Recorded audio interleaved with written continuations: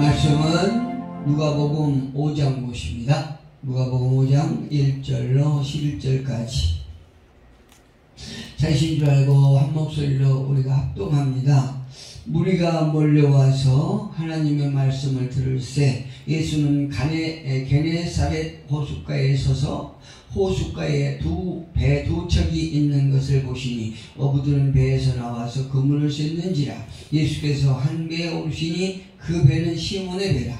육지에서 조금 떼기를 청하시고 앉으사 배에서 무리를 가르치시더니 말씀을 마치시고 시몬에게 이르시되 깊은 데로 가서 그물을 내려 고기를 잡으라. 시몬이 대답하여 이르되 선생님, 우리들이 밤이 새도록 수고하였으되 잡은 것이 없지만 말씀에 의지하여 내가 그물을 내리이다 하고, 그렇게 하니 고기를 잡은 것이 심히 많아 그물이 찢어지는지라.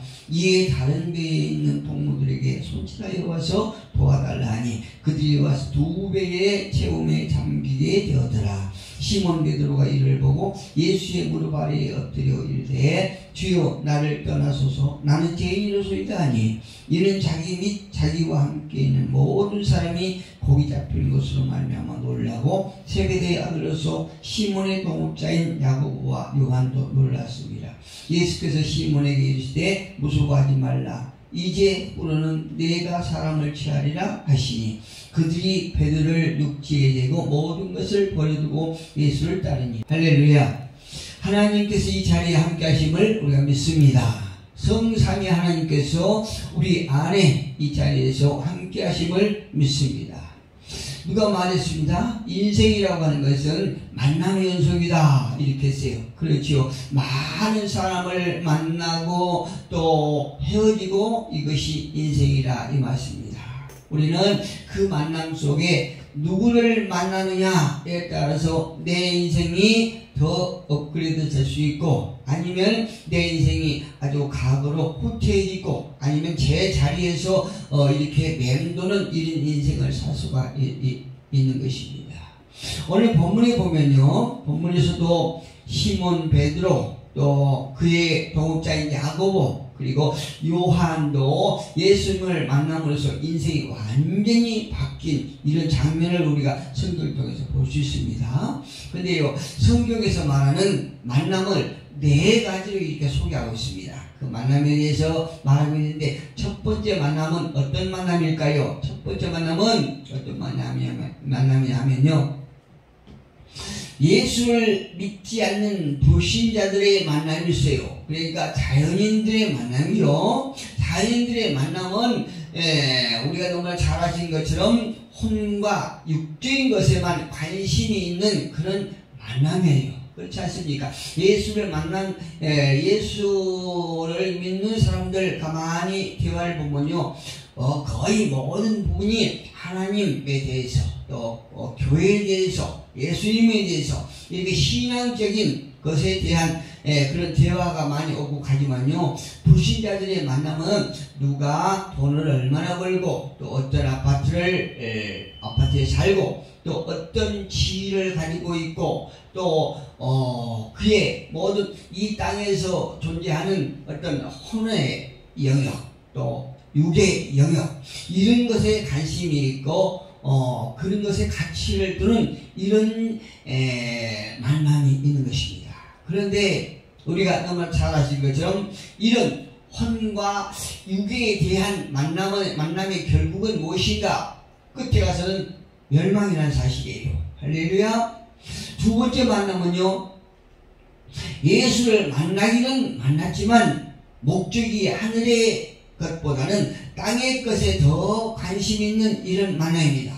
그렇지 않습니까? 그러니까 교회 안에서 있는 이런 만남이에요. 우리가 교회에서 많은 사람들은 어떤 사교를 통해서 세상의 일을 도모하는 이런 만남의 사람들이 있더라, 이 말씀이에요. 물론 이것이 나쁜 건 아닙니다. 그런데 이것이 우리가 어떤 예수와 어떤 하나님을 따르는 이런 목적보다는 더 우위에 있기 때문에 이게 문제가 된다, 이 말씀이거든요. 두 번째 만남이 그래요.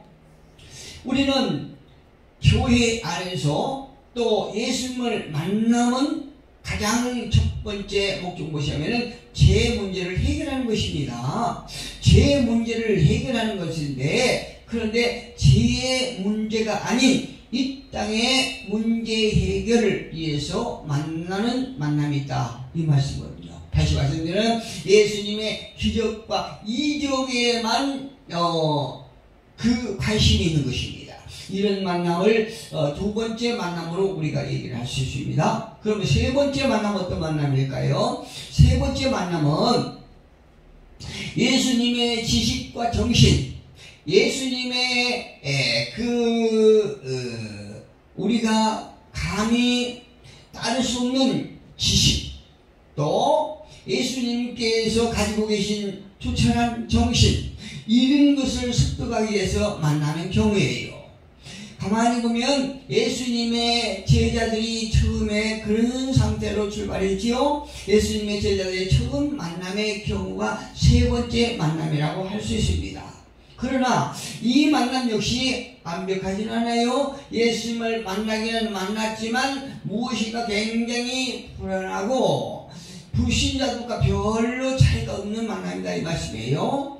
이들은요, 예수님의 지식과 정신을 습득하기 위하여 제자가 되었지만 그들 가운데는 스승을 팔아먹은 이런 제자도 있지 않습니까? 이걸 보면요, 그들이 예수님을 만나서 예수님의 제자로 따르기는 따랐지만 이들의 너무나 부족하고 모순되며 또 나약한 부분이 있었다는 것을 우리가 알 수 있습니다.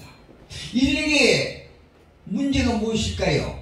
이들에게 문제는 무엇이냐면 지금 이 시기에, 그러니까 오늘 본문의 말씀처럼 이 시기에는요, 예수님께서 완전하고 영원한 사역을 감당하시기 전이었다는 사실을 우리는 알 수 있습니다. 그러나 예수께서 십자가에 죽으시고 그리고 부활하심에야 비로소 완전한 사역을 감당할 수 있었다는 얘기입니다. 그렇다면 본격적인 예수님의 제자요 하나님의 자녀로 태어나게 된 시기는 언제일까요?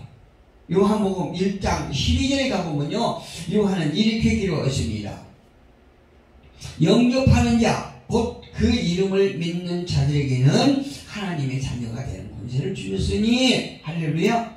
영접하는 자, 곧 그 이름을 믿는 자들에게는, 하나님의 아들을 믿는 자들에게는 하나님의 자녀가 되는 권세를 주셨다, 이렇게 말씀하고 계십니다. 이 대목으로 인해서 이 대목이 이루어질 때 바로 네 번째 만남인 것입니다. 그렇다고 할지라도 이 만남이 완벽한 만남이 아니라는 사실도 우리가 기억하셔야 됩니다. 이거 예수님께서요, 이 땅의 사역을 완성하신 후에 하늘로 승천하신 그 다음에 어떤 일이 있었는가 하는 것을 우리가 알아볼 필요가 있습니다. 사도행전 2장 1절과 4절에 가보면 이렇게 기록되어 있지요. 오순절 날이 이미 이르매 그들이 다 같이 한 곳에 모였더니, 킹제임스 성경 보니까 하나가 되어서 한 곳에 모였다, 이렇게 기록되어 있습니다.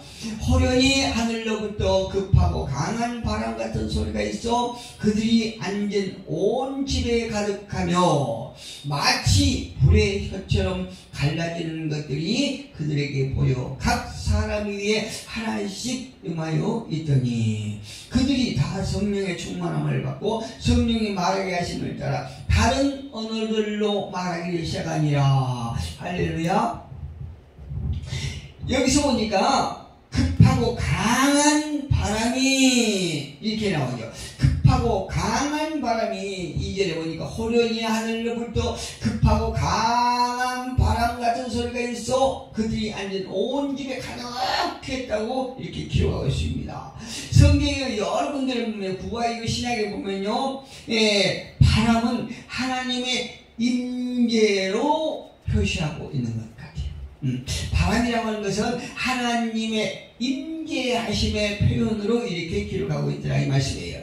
여기서 알 수 있는 것은 예전에 제자들은 3년 동안 예수님을 따라다니면서 함께 지낸 그런 관계였습니다. 많은 경험을 했습니다. 예수님께서 보이시는 기적과 이적을 스스로 보았습니다. 수많은 병자들을 치유하시고요. 또 특히 안진뱅이를 일으키시는 그 엄청난 역사를 그들은 체험했어요. 5병이요 7병이요도 경험했습니다. 그러나 예전과는 확연하게 다른 친밀하고 인격적이고 강력한 방법으로 성령께서 임하였다는 것을 그들이 체험해주고 있는 것입니다. 어디서요? 지금 사도행전 2장 1절로 4절의 말씀에서 보면 예전에 경험하지 못했던 엄청난 성령의 임재를 체험했다는 것입니다. 이 말을 정리해보면 예전에는 자기가 주인이 되어서 자기 생각대로 자기 계획대로 하던 것들이 강력한 성령님을 체험한 후에는 성령이 말하게 하심을 따라 말했다.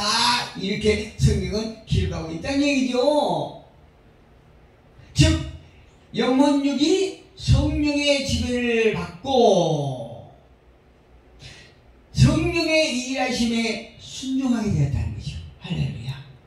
우리가 솔직히 지금 예수를 믿고 하나님의 소명을 받아 일을 하고 있지만 많은 경우에 제 사역을 보면 제가 주인이 되고 제 생각대로 제 계획대로 사역하는 경우가 참 많다는 것을 경험합니다.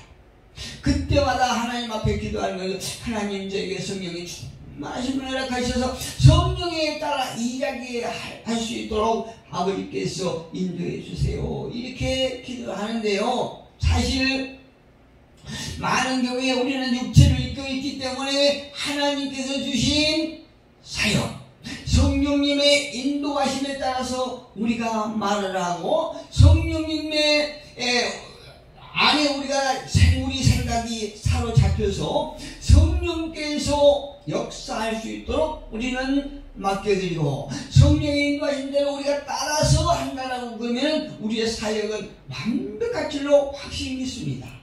그런데 늘 시행착오가 있는 것은 우리가 성령님의 인도하심을 무시하고 내가 내 주인, 내가 스스로 내 주인이 되고 성령님이 일하시지 않도록 내 생각대로 내 계획대로 일하는 경우가 많기 때문에 우리는 시행착오가 늘 생긴다고 저는 생각합니다. 그런데요, 이 오순절 마가의 다락방 후에 성령님의 강력하심이 있은 후의 상태는 어땠습니까? 부모로부터 물려받았던 생명이 아니에요. 하나님으로부터 갖게 된 영원한 생명을 가진 상태가 되었다 이 말씀이에요. 즉 새로운 피조물로 재창조되었다는 것을 우리가 알 수 있습니다. 이 사건을 사도 바울은 이렇게 표현해요. 고린도후서 3장 6절에 보니까 그가 또한 우리를 새 언약의 일꾼 되기에 만족하셨으니 율법 조문으로 하지 아니하고 오직 영으로 하미니 율법 조문은 죽이는 것이요 영은 살리는 것이라. 할렐루야. 여러분, 만약에 율법이 존재하지 않는다라고 하면 어떤 상태가 될까요? 우리가 죄인이라는 것을 알 수 없지요. 그러나 그 율법에 우리의 모든 것을 딱 들여댔을 때에 우리는 죄인이라는 것을 알 수 있는 것입니다. 그래서 율법은 우리를 예수 앞으로 인도하는 몽학 선생일 뿐이지 구원에 이르지 못하게 한다는 거죠. 왜 그렇습니까? 우리 인간으로서는 그 율법의 성취를 다 이룰 수 없기 때문에 그런 것입니다. 그래서 사도 바울은 말하기를 오직 영으로 하미니 영으로만이 우리가 구원을 얻을 수 있다. 이렇게 말씀하고 있는 것입니다. 우리가 아무리 신앙생활을 오래 했다고 할지라도 지식으로 하는 것은 신앙이 아니라 종교인 것입니다. 하나님은 영이시니 예배하는 자가 영과 진리를 예배할지니라 이렇게 말씀하지요. 하나님은 영이시니 하나님은 영이시기 때문에 예배하는 자가 영으로 예배할 때만 하나님께서 받으신다는 얘기입니다. 우리는 스스로 내가 늘 하나님 앞에 예배할 때에 어떤 공식 예배든 우리 삶 속에 되는 예배든 간에 그 삶이나 예배가 공식적인 예배 가운데 우리가 영으로 아버지 하나님과 교제하는가 우리는 스스로 한번 생각해 볼 필요가 있는 것입니다. 하나님은 하나님의 말씀은 무엇입니까? 하나님의 말씀 진리예요. 진리는 무엇입니까? 진리라고 하는 것은 예수 그리스도를 말하고 있는 것입니다. 그렇다면 예수 그리스도는 무엇입니까? 영이라고 말해요. 영. 예. 영은 무엇입니까? 성령이에요. 푸드마 이렇게 얘기하죠. 헬라어로. 예. 예수를 만나고 예수의 영을 경험한 사람은 영과 진리로 예배하게 된 것입니다. 할렐루야.